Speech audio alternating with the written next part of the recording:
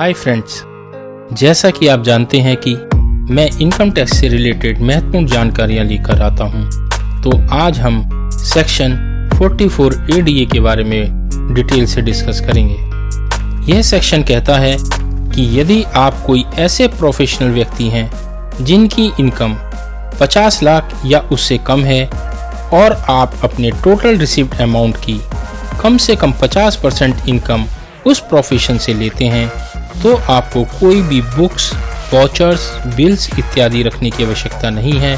साथ ही आप अपनी ITR में अपने प्रोफेशन से इनकम 50 से ज़्यादा भी दिखा सकते हैं।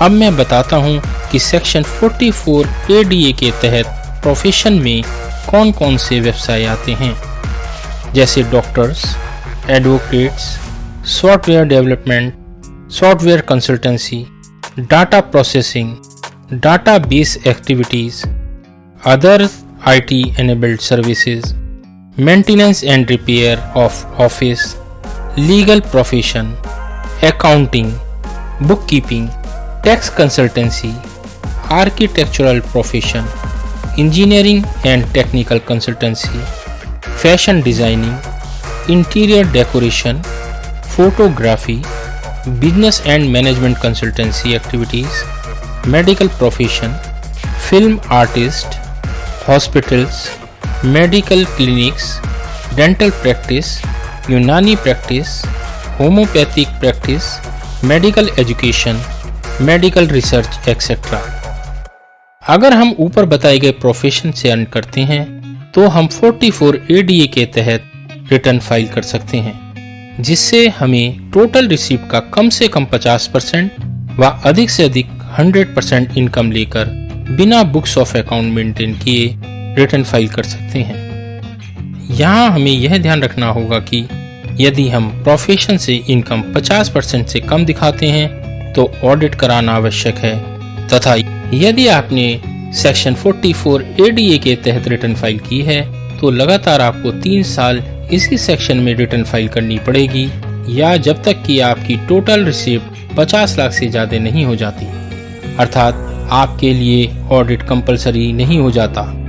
अतः स्पष्ट है कि 50 लाख से कम total received means section 44 ADA and no audit, no tension.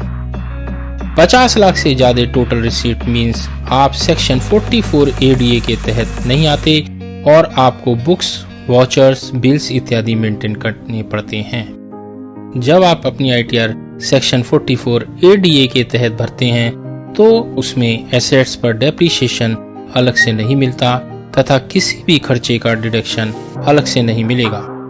उदाहरण के लिए, अगर आप डॉक्टर हैं और आपकी कुल रिसीट 15 लाख रुपए है तो आपको अपने प्रोफेशन से इनकम का कम से कम 7,50,000 रुपए दिखानी होगी और उसमें से 80C के तहत 1,50,000 रुपए की छूट मिलती है और 80CCD के तहत 50,000 रुपए की नेशनल पेंशन स्कीम की छूट मिलती है।